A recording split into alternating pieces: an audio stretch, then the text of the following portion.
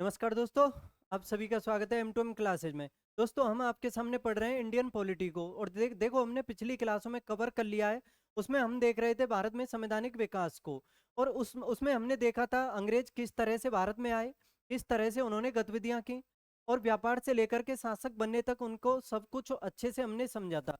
और जहाँ छोड़ा था हमने पिछली क्लास में, हमने छोड़ा था जहां पर द्वैध शासन का अंत किया गया था वॉरेन हेस्टिंग्स के द्वारा। अब आगे हम संवैधानिक विकास में पढ़ेंगे। इसके दो चरण रहेंगे आपके सामने। पहला चरण रहेगा इसमें कंपनी के अधीन शासन, और दूसरा रहेगा क्राउन के अधीन शासन। तो देखो, पहले लिखते हैं हम इंडियन पॉलिटी। हम क्या पढ़ रहे हैं? Indian polity. और इसमें पहला चरण पढ़ेंगे हम आज। देखो, पहला चरण क्या है इसमें? कंपनी के अधीन शासन। कंपनी के अधीन शासन कब से कब तक?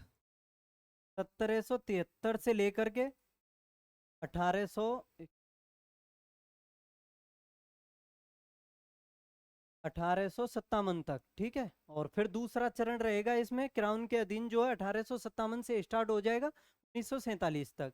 तो अब देखो, इसमें देखते हैं। तो 1773 में एडी में, यानी ईस्वी में, सबसे पहला अधिनियम सबसे पहला अधिनियम जो है वो पारित करके भेजा गया था। पारित करके भेजा गया। और किस लिए भेजा गया? तो कंपनी पर अधिनियम नियंत्रण, कंपनी पर नियंत्रण स्थापित करने के लिए। ठीक है। कोई बता सकता है कि ये जो अधिनियम आया था तब ब्रिटेन का पीएम कौन था? तो देखो, इस टाइम ब्रिटेन का जो पीएम था ना, वो कौन था? ब्रिटेन का पीएम था इस टाइम लॉर्ड अर्थ। याद रख लेना, इसको पूछा जा सकता है कि जब रेगुलेटिंग एक्ट आया था तब इंग्लैंड का पीएम कौन था, जो ये 1773 का पहला अधिनियम बन के आया था। ठीक है। देखो, ये जो ये लॉर्ड नॉर्थ था ना पीएम, इसके द्वारा एक गुप्त समिति बनाई गई थी। ठीक है। और उसी की सिफारिश पर रेगुलेटिंग अधिनियम जो है, रेगुलेटिंग एक्ट जो है वो भेजा गया था 1773 का। ठीक है। रेगुलेटिंग एक्ट ये पारित किया, याद रखना। अब इसके बाद इसको भेजने के उद्देश्य से देख लो क्यों भेजा गया था।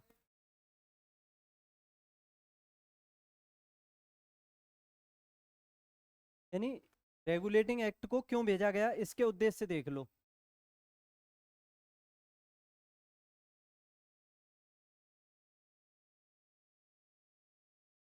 यानी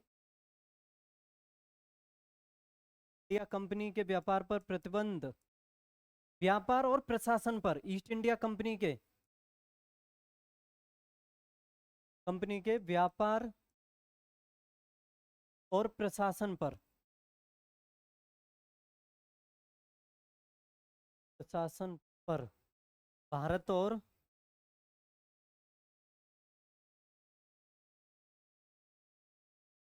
इंग्लैंड नियंत्रण स्थापित करने के लिए, नियंत्रण के लिए, याद रखना, ये भेजा गया था ईस्ट इंडिया कंपनी के व्यापार और प्रशासन पर नियंत्रण स्थापित करने के लिए, भारत और इंग्लैंड दोनों में। ठीक है। और देखो, कंपनी के सुपरविजन के लिए, ठीक है, कंपनी के सुपरविजन के लिए जो है, सुपरविजन के लिए इंग्लैंड में जो है कंपनी के दो अंग थे, याद रखना। कंपनी के कितने अंग थे? दो अंग। और देखो, अच्छे से समझना, पहला अंग क्या था? पहला अंग जो था ये था कोर्ट ऑफ डायरेक्टर्स। और इन्हें बोला क्या जाता था? निदेशक मंडल, इसी को बोला जाता था, याद रखना, निदेशक मंडल। और दूसरा क्या था इसमें, जो इसका सुपरविजन के लिए जो अंग था, दूसरा क्या था? कोर्ट ऑफ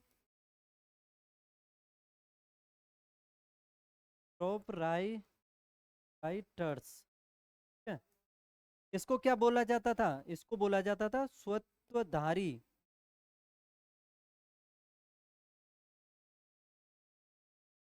ठीक है। और इनमें सदस्य संख्या कितनी थी इन संस्थाओं में? इनमें होते थे 24। कितने होते थे? 24 सदस्य। और देखो ये जो 24 सदस्य होते थे ना, इन्हीं को डायरेक्टर्स या निदेशक कहा जाता था इनको। ठीक है। अब आगे देखते हैं। ठीक है, डायरेक्टर्स या निदेशक कहा जाता था इनमें, और समझो। और देखो ये जो डायरेक्टर्स और निदेशक जो होते थे ना, यही मिलकर के अपने में से गवर्नर और उप गवर्नर का चुनाव करते थे। ठीक है। अब आगे क्या देखें? गवर्नर का चुनाव करते थे, लेकिन याद रखना जो 1773 है, यानी 1773 का जो अधिनियम है,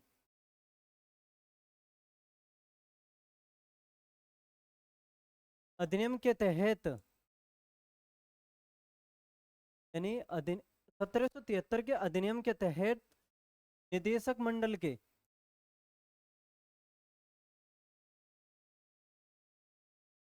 निदेशक मंडल को, निदेशक मंडल के कार्यकाल को, ठीक है, कार्यकाल को कितना बढ़ा दिया गया था इसके तहत? 1 वर्ष से वर्ष कर दिया गया। ठीक है। और इसी के तहत याद रखना, जो बंगाल का गवर्नर था ना, बंगाल का गवर्नर, उसको गवर्नर जनरल कर दिया गया। बंगाल का क्या कर दिया गया उसको? Governor general. कोई बता सकता है कि पहला गवर्नर जनरल कौन था और आखिरी गवर्नर बंगाल का कौन था? देखो पहला जो गवर्नर जनरल था वो था वॉरेन हेस्टिंग्स। ठीक है। कौन था? हेस्टिंग। और याद रखना, जब ये पहला गवर्नर जनरल है तो आखिरी भी बंगाल का गवर्नर यही होगा। और पहला बंगाल का गवर्नर कौन था? तो ये था रॉबर्ट क्लाइव। क्लाइव। और देखो वॉरेन हेस्टिंग्स को सलाह देने के लिए एक क्या बनाई गई थी? 4 सदस्य थे, उसमें परिषद बनाई गई थी एक। ठीक है, एक परिषद बनाई गई थी वॉरेन हेस्टिंग्स को सलाह देने के लिए। परिषद बनाई गई जिसमें 4 सदस्य थे। कोई बता सकता है? को पता है कि 4 सदस्य कौन कौन थे? अगर किसी को पता हो तो कमेंट बॉक्स में बताना है ये। ठीक है। देखो चलो फिर लिखवा भी रहा हूं मैं, लिख लो अच्छे से। पहला कौन था इसमें? पहला था फिलिप फ्रांसिस। ठीक है, पहला सदस्य था इसमें। दूसरा था क्लेवरिंग।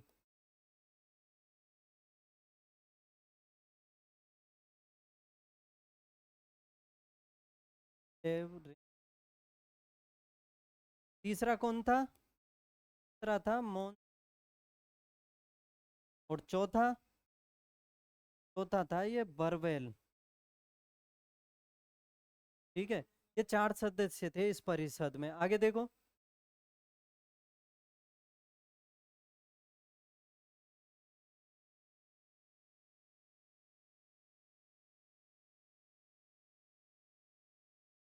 देखो महत्वपूर्ण पॉइंट याद रखो, स्टार लगाने वाला है, पूछा जाता है एग्जाम में कि कलकत्ता में सर्वोच्च न्यायालय की स्थापना कब की गई थी? तो याद रखना 1774 में। 1774 में कलकत्ता में। ठीक है, कलकत्ता में सर्वोच्च न्यायालय की स्थापना की गई थी।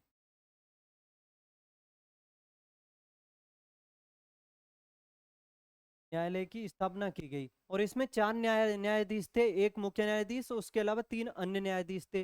जो मुख्य न्यायाधीश था, मुख्य न्यायाधीश,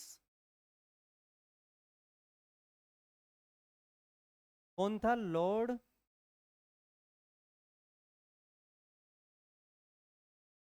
एलिजा इम्पे था इसका नाम।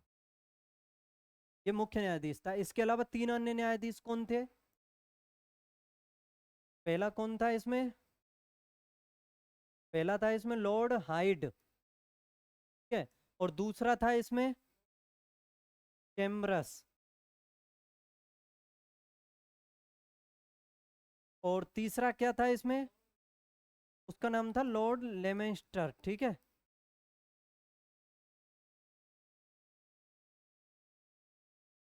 और देखो, रेगुलेटिंग एक्ट के बारे में महत्वपूर्ण जानकारी बता रहा हूँ कि इसके तहत जो सबसे महत्वपूर्ण कार्य किया गया था ना, उसका सबसे महत्वपूर्ण कार्य क्या किया गया था कि जो कंपनी के कर्मचारी थे ना, उन पर उपहार लेने पर प्रतिबंध लगा दिया गया था।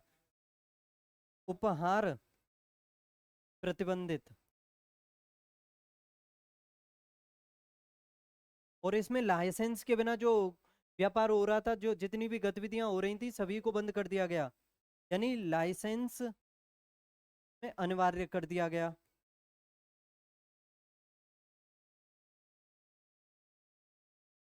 ठीक है, याद रखना। देखो, ये तो बात की हमने 1773 के रेगुलेटिंग एक्ट के बारे में, ठीक है। अच्छे से समझ लेना, इसे नहीं समझा हो तो स्क्रीनशॉट ले सकते हो, जैसे जैसे जो इम्पोर्टेंट लगे। वीडियो को आप बैक करके भी देख सकते हो, अगर आपको लगे कि वीडियो की स्लो है तो तेज भी करके देख सकते हो, अगर लगे कि तेज है तो स्लो करके भी देख सकते हो। सब कुछ सुविधाएं आपके पास हैं, ठीक है। अब आगे देखते हैं। इसके बाद कौन सा एक्ट आया? इन पॉलिटी पढ़ रहे हैं, पता तो रहे आपको। और देखो, ये हिस्ट्री का भी टॉपिक है, मैंने पहले ही बता दिया है, ये मत समझ लेना कि मैं हिस्ट्री पढ़ा रहा हूँ आपको। ये टॉपिक ही दोनों सब्जेक्टों का है। इसके बाद थोड़े दिन बाद पॉलिटी स्पेशली हो ही जाएगी आपके सामने। तो देखो, इसके बाद आया 1781 का। इसको कहते हैं संशोधनात्मक नात्मक अधिनियम, ठीक है। अधि या इसे कह सकते हो एक्ट ऑफ सेटलमेंट, ठीक है। देखो, इसके बारे में जानते हैं कुछ। इस अधिनियम में, यानी 1773 का जो अधिनियम आया था ना, इससे पहले उसमें ब्रिटिश सरकार को जो कुछ कमियां लगी थी, उन्हीं को संशोधित यानी उन्हीं में सुधार करने के लिए इसको भेजा गया था। इसी वजह से इसका नाम पड़ा संशोधनात्मक अधिनियम। देखो, इसके तहत सबसे पहले क्या कार्य किया गया? कलकत्ता जो सरकार थी, तो उसको, कलकत्ता की सरकार को बंगाल, बिहार और उड़ीसा, याद रखना, और उड़ीसा, उड़ीसा के लिए। देखो, मैं लिख इसलिए रहा हूँ आपको कि मैं जो बोलूंगा उसे भूल सकते हो, लेकिन लिखने से ऐसा होता है, उसे रिवीजन कर सकते हो आप। जितनी ज्यादा बार रिवीजन करोगे, स्थायी ज्ञान होता है उससे, ठीक है। यानी कलकत्ता, बंगाल और उड़ीसा के लिए, बंगाल, बिहार और उड़ीसा के लिए कलकत्ता सरकार को कानून, कानून यानी विधि बनाने का अधिकार दिया गया, ठीक है। देखो, इस अधिकार के बारे में हमें जानकारी कैसे मिल सकती है, इसके क्या स्रोत हैं? तो इसके दो स्रोत हैं, याद रखना। एक तो है इसमें 1773 का रेगुलेटिंग एक्ट, रेगुले एक्ट। और दूसरा क्या है इसमें? दूसरा है इसमें एक्ट ऑफ,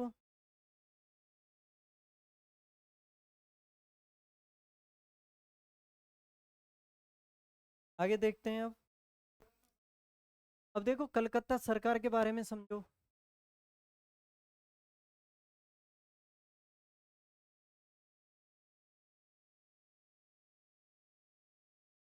देखो, कलकत्ता सरकार थी, कलकत्ता, बार बार हमने कहा कलकत्ता सरकार, तो कलकत्ता सरकार के बारे में बता देता हूँ क्या थी कलकत्ता सरकार। कलकत्ता सरकार क्या क्या शामिल थे, ठीक है। एक तो इसमें शामिल था गवर्नर जनरल, जनरल, और उसकी परिषद, यानी परिषद, ठीक है, यानी काउंसिल, ठीक है। याद रखना ये थी कलकत्ता सरकार, याद रखना कलकत्ता सरकार बार बार पूछी जा सकती है क्या थी। गवर्नर जनरल और उसकी जो काउंसिल थी उसी को संयुक्त रूप से कहा जाता था कलकत्ता सरकार। और देखो, गवर्नर जनरल और उसकी परिषद को याद रखना, परिषद को जो है सुप्रीम कोर्ट यानी एससी कह सकते हो इसे, इसके अधिकार से, अधिकार से कर दिया गया, ठीक, मुक्त कर दिया गया। यानी देखो, गवर्नर जनरल और उसकी परिषद पर पहले तो प्रतिबंध था इसका, सुप्रीम कोर्ट का, लेकिन इसी के तहत कलकत्ता सरकार को इससे यानी मुक्त कर दिया। अब सरकार कलकत्ता सरकार पर, स्पेशली गवर्नर जनरल पर, अब सुप्रीम कोर्ट का कोई प्रतिबंध नहीं रहा। और इसी वजह से समझ सकते हो कि गवर्नर जनरल की जो शक्तियां हैं हद से ज्यादा बढ़ गई थी, जिनका उन्होंने आगे फिर दुरुपयोग किया, ठीक है। और देखो, गवर्नर जनरल कौन था इस टाइम, वॉरेन हेस्टिंग्स था, याद रखना। देखो, वॉरेन हेस्टिंग्स ने, याद रखना, जब इसकी अत्यधिक शक्तियां बढ़ गई थी, तो वॉरेन हेस्टिंग्स ने जो मुख्य न्यायाधीश था एलिजा इम्पे, उससे दोस्ती कर ली थी। और मन मर्जी के, यानी जो चाहता था उस पर, व्यक्ति पर, उसी तरह के आरोप लगवा देता था, और सजा भी अपनी मर्जी से दिलवा देता था, ठीक है, जो कुछ होता था। और देखो, इसने ऐसा एक बार जो घटना, महत्वपूर्ण घटना की थी,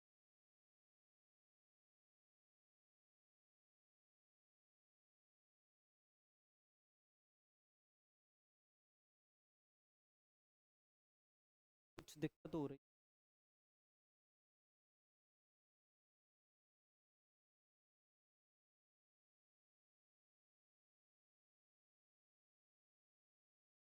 चलो कोई नहीं दोस्तों, टेक्निकल इशू था। आगे देखो कहाँ थे हम।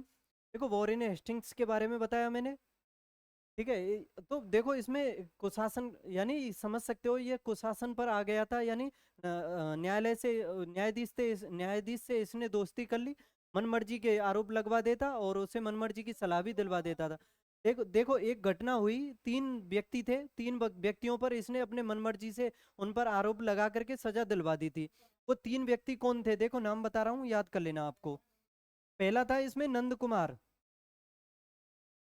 नंद कुमार। दूसरा था इसमें घसीटी बेगम। और तीसरा कौन था इसमें, चैत सिंह।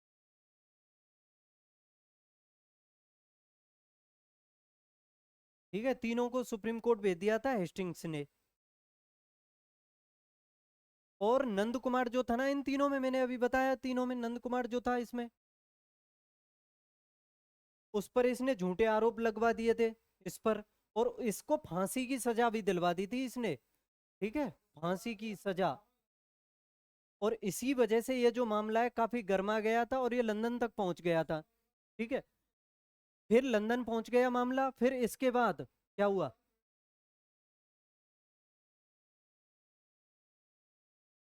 ठीक है, फिर क्या हुआ इसके बाद, जब ये मामला लंदन पहुंच गया तो इस मामले पर सुनवाई हुई थी लंदन में। और लंदन में सुनवाई के बाद क्या हुआ, फिर इसके बाद 1784 का पिट्स इंडिया एक्ट भेजा गया था भारत, ठीक है, सुनवाई के बाद, पिट्स इंडिया एक्ट। और ये भेजा गया, इसके क्या उद्देश्य हो सकते हैं, तो देखो उद्देश्यों में समझ लो। पिट्स इंडिया एक्ट के बारे में, इसका जो पहला उद्देश्य था, एक तो ये था कि बंगाल का जो गवर्नर जनरल था, बंगाल गवर्नर जनरल की, गवर्नर जनरल शक्तियां को नियंत्रित,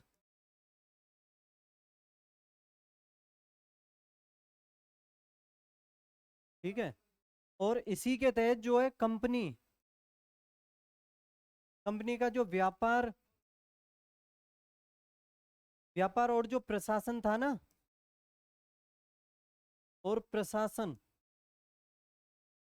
इसको अलग अलग कर दिया गया। ठीक है, अलग अलग कर दिया गया। पूछा जा सकता है कि कंपनी से व्यापार और प्रशासन को किस एक्ट के द्वारा अलग किया गया था, तो याद रखना 1784 के पिट्स इंडिया एक्ट के द्वारा। ठीक है, तो देखो अब क्या पढ़ेंगे, अब व्यापार के बारे में देख लेते हैं। जैसे के तहत देखो व्यापार के बारे में समझ, जैसे अलग किया गया था ना इसमें, तो व्यापार कहाँ किया गया, व्यापार दिया गया था इसमें किसको, निदेशक मंडल को, निदेशक मंडल को दिया। ठीक है, और प्रशासन किसको दिया गया फिर, इसके लिए इंग्लैंड में ही एक नियंत्रक नियंत्रक मंडल, ये इंग्लैंड में बनाया गया था, याद रखना। यानी इसे कह सकते हो ऑफ, इसकी स्थापना की गई थी। और इसमें सदस्य संख्या कितनी थी, कितनी थी इसमें सदस्य संख्या, में थी 6 सदस्यों की संख्या थी इसमें। ठीक है, अब देखो बोर्ड ऑफ कंट्रोल के इसके कार्य भी जान लो जब हमने इसकी बात की है तो।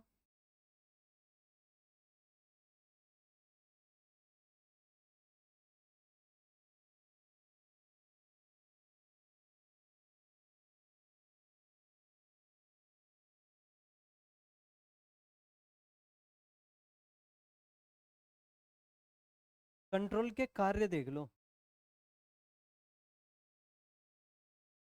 यानी जो ये बोर्ड ऑफ कंट्रोल थी ना, इसके कार्यों में महत्वपूर्ण तो कार्य ये था, ये जो है गवर्नर और गवर्नर की जो परिषद थी उसके जो कार्य यानी उसके जो निर्णय होते थे उसको ये रद्द कर सकती थी या ठीक है, निर्णय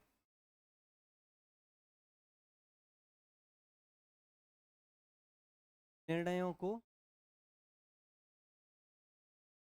रद्द कर सकती थी। और इसी के तहत जो गवर्नर जनरल की जो काउंसिल थी ना, गवर्नर की काउंसिल यानी परिषद जो थी, उसमें सदस्य संख्या को घटा करके 4 की जगह 4 से 3 कर दिया गया, 3। और क्या किया गया इसके तहत, इसी के तहत याद रखना इंग्लैंड में एक न्यायालय बनाया गया था, किसके तहत बनाया गया, बोर्ड ऑफ कंट्रोल के द्वारा ही। ठीक है,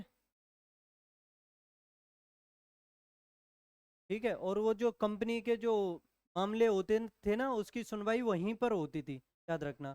आगे देखो, और देखो एक चीज और कार्यपालिका और जो न्यायपालिका है उसका भी पृथक्करण इसी के द्वारा किया गया था।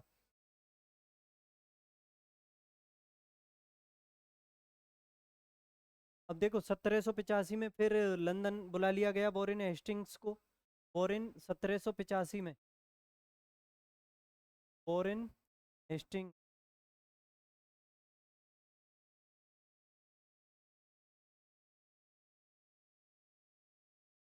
वापस बुला लिया। और इसको देखो वापस बुलाया था ना, तो उसके बाद लंदन में एक व्यक्ति था जिसका नाम था एडमंड वर्क, एडमंड वर्क। ठीक है, और इस व्यक्ति ने इस पर कुशासन का आरोप लगाया था,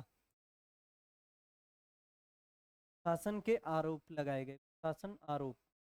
ठीक है, और याद रखना पहला गवर्नर जनरल, एकमात्र गवर्नर जनरल ऐसा था ये वॉरेन हेस्टिंग्स जिस पर महाभियोग लगाया गया।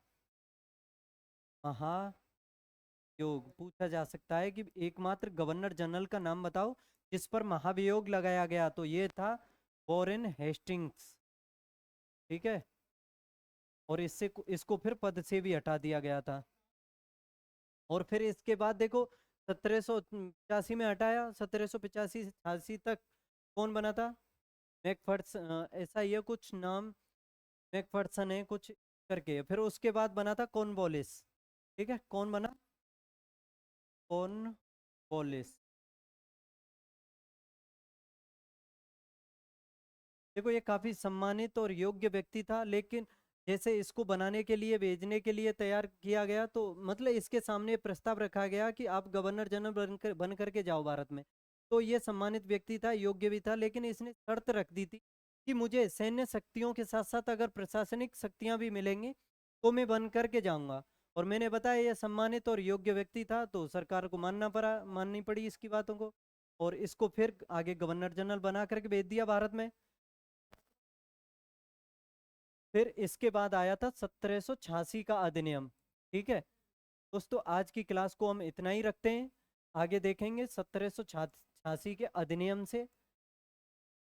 ठीक है, 1786, 92, फिर 1813, 1835, सब कुछ समझेंगे डिटेल से। ठीक है, 1947 तक देखेंगे।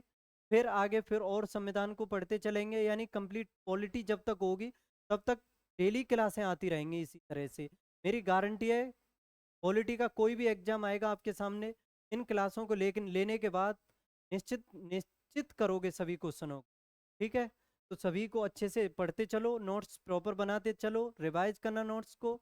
और कोई कमी लगे, कोई आपकी राय हो तो कमेंट बॉक्स में बताओ। कल मिलते हैं फिर अगली क्लास में, तब तक के लिए बाय।